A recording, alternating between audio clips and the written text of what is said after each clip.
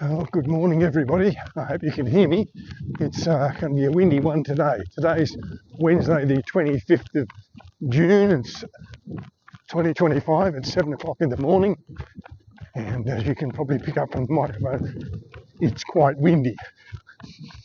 At least the temperature's in the positives, because the last week or so we've had some pretty chilly days, a -7, a -6, and last Saturday at the start of the park run, -9 degrees.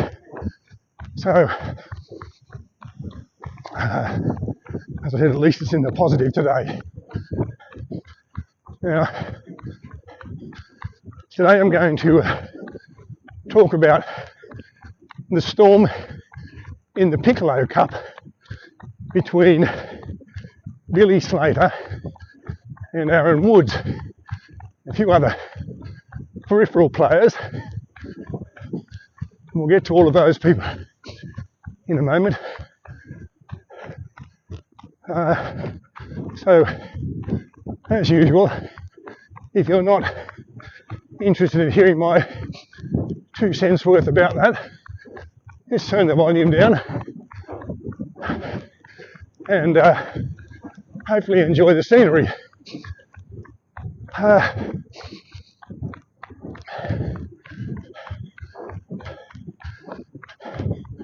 A disclaimer, or a disclosure, I suppose. First of all, I don't know any of the people that I'm going to speak about. I've never met any of them. I have no skin in the game of defending or criticising them. I only know what I know about this situation from what I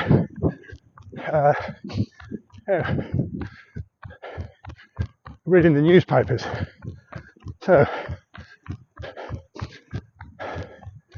let's get to it and talk about the personalities, or the people first of all, and then what the little drama is all about. So,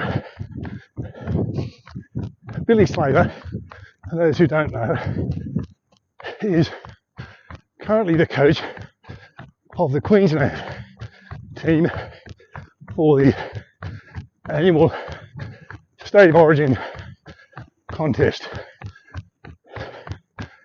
That's a 3-match series played between New South Wales and Queensland. It's pretty intense. This is in rugby league, by the way. So the matches are pretty intense, and the winning state, of course, gets bragging rights for 12 months.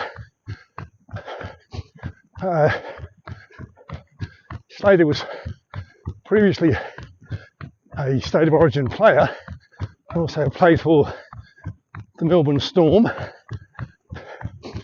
He has a job working for Channel 9 as a expert commentator, pundit, something like that. And he also has a podcast, doesn't everybody?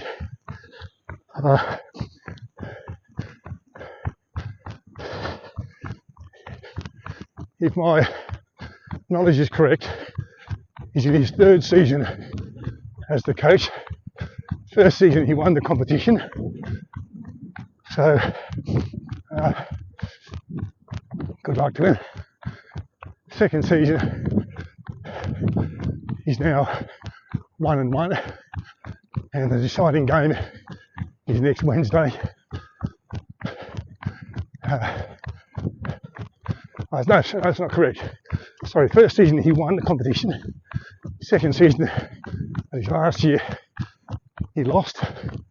And this season they're 1-1, with the third game we played next Wednesday. So all of this discussion is a bit moot, or might be moot, come next Wednesday. Now, Slater, as he would well know himself, is in a results-driven business. You win games, you keep your job. You lose games, and more games than you win, you lose your job. And in this case, since there's only 3 games a series, you don't have a lot of wriggle room. And if you don't win the series, you might get a second go, because the powers that be might say, well, you're just settling in and didn't have the right players this year, and whatever other excuses you might come up with. But if he doesn't win this series, I suspect he'll be on thin ice.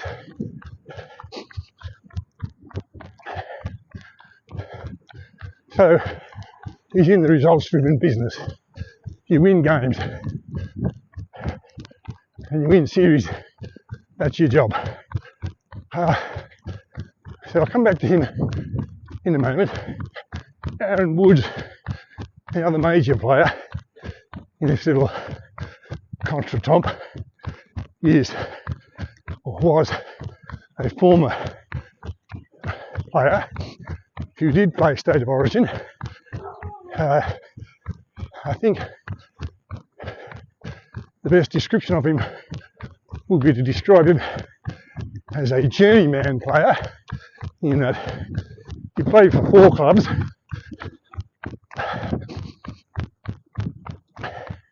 and in my personal opinion,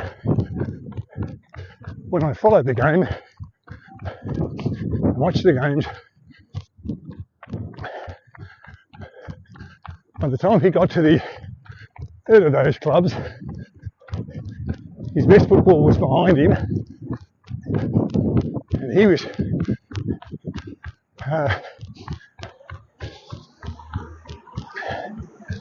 in my view, all interested in topping up his superannuation than anything else. That was certainly the case by the time he was at his last club. Now, he has parlayed his career as a player, and I don't think anyone, being honest, would describe him as anything other than an average player. He'll never go down in the annals of the game as a great player, just an average one. But he's managed to parlay that into something of a media career, and he now works for Triple M, which is a radio station or radio network that broadcasts and radio rights, obviously, to the rugby league. And in his capacity as pundit, expert commentator, whatever it is he describes himself as, he's meant to say things that are controversial, a little bit outlandish, to hype up the game, to get ears tuned into the radio, to have people paying attention to what he's saying, because that means improved ratings, and improved ratings means more advertising dollars. And he described Billy Slater as a grub. Now, when that term is used in the context of rugby league, it refers to a player who is considered by the other players to be a dirty player, a player who niggles all the time, who gets under people's skin, who does his best to annoy the opposition players in order to put them off their game. So it's certainly not a complimentary term, and it's certainly not a term you would use carelessly. You know what you're saying and you know what you mean when you say it. And Woods said it because that's his job as a pundit, to say things like that. And he's entitled to his opinion, and that's what he's paid to give. But, and there's always a but with these things, there's a line that exists, and we'll come to the line in a moment. Now, going back to Slater, one of the decisions that he made as the coach for the second game, which Queensland won, was to drop or not select a bloke called Daly Cherry Evans. Daly Cherry Evans was at that point the captain and halfback for Queensland, and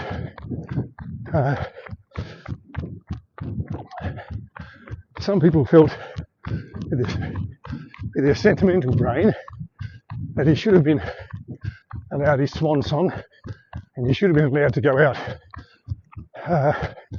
having played his last game rather than being dropped from the team. He is 37, or going on 37, and again, his best football is behind him. He has been a good player. I'm not sure if great's the right word, but he's been a good player. And I think played something like 15 seasons with Manly, who, for whatever reason, decided not to offer him a contract next year, so he's decided to go play somewhere else. Now, for a bloke who's turning 37, at a club level, you might look at it and say, this guy's got a couple more years in him where he can be a mentor to our up-and-coming players, and we're prepared to offer him a contract on that basis. Slater doesn't have that luxury. He's got 3 games in which to win a series, and as I said, if he doesn't, it's probably his job. It'll cost him his job. So he doesn't pick Cherry Evans. And it should be noted here that Andrew Joey Johns, the 8th immortal, and one of the expert commentators, had said it was time for Cherry Evans to go. He just wasn't up to the job anymore. It was time to go. It was time to bring someone else new and young in that could at least, if they didn't win this game, have potential in the future, obviously. So, Woods has said on the basis of Cherry Evans being dropped without a swan song that Slater is a grub. Now, Slater was asked at a media conference what his response was, and he made what I thought were some valid points about the line that I mentioned a moment ago. And that is the line that you probably don't cross, or ought not to cross. He said words to the effect of, well, I'm pretty thick-skinned and I can probably handle that criticism. And it's true that at one point in his career, Slater, as a player, he did have some disciplinary issues. There was a time early in his career when he was suspended for 7 weeks for gnashing out with his boot in trying to go up to play the ball and kicked a guy in the head. And he was suspended for 7 weeks.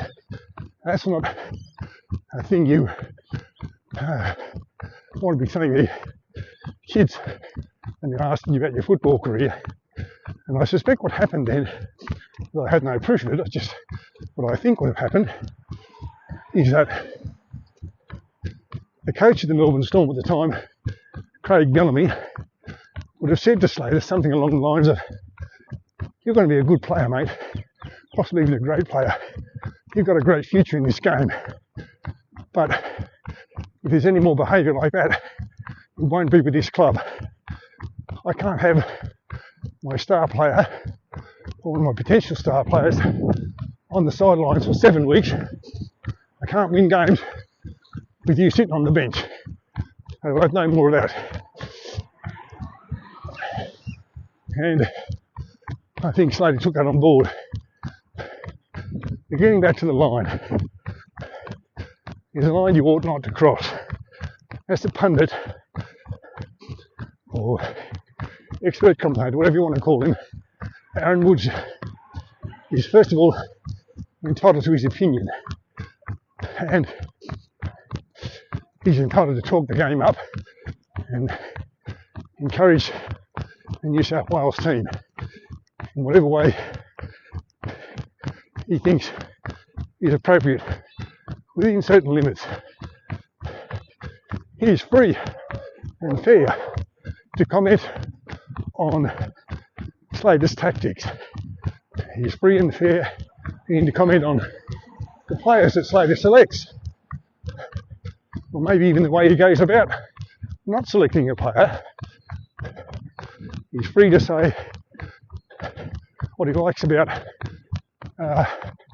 Slater's tactics, game plan, all of that sort of stuff. But when you get down to name calling like that, that's the line that's crossed. And not because Billy Slater's a sensitive dude and, you know, might be upset, although that in itself is a valid reason. But pundits and journalists should report honestly. The reason is Slater's got a wife and I assume kids. I don't know whether he has or he hasn't, I just assumed. Being married, he's got some kids. And they're the people who have to live with the fact that some other footballer trying to grab a headline or some years on the radio or whatever has called their father a grub. Now you might say, well, they can just pay no attention to that. But anyone who's got kids knows the kids spend half their life these days with their face glued to their screen of their phone trying to find out the latest bit of something about somebody. That's how they get their news and information. And it's not realistic to say to them, just pay no attention to it. Just don't look at it. Because you know they're going to. And so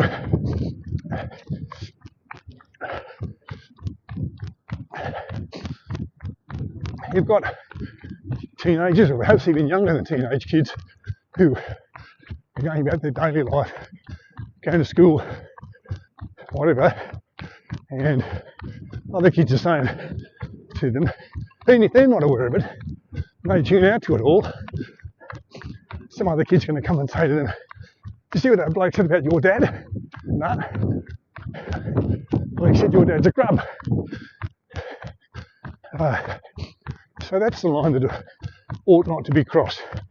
You ought to express your opinion honestly and pull no punches. You ought to say, well, he's picked that bloke and that's the wrong bloke. Or he's put those two players together and that's the wrong combination for that, for what he's trying to do. That's fair enough. Or even say, well, look, the tactics he's using today, they're not going to win this game. Because they're fair enough. They're commenting on him and how he's doing his job. But to resort to essentially name calling as a way of spruiking the game, increasing the ratings and so forth, that's what I think that's fair game at all. I think it's wrong.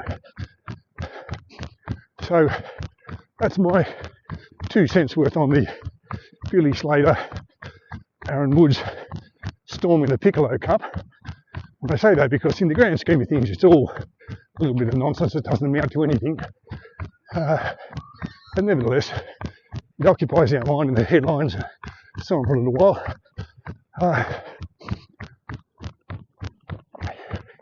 You're welcome to express an opinion or comment on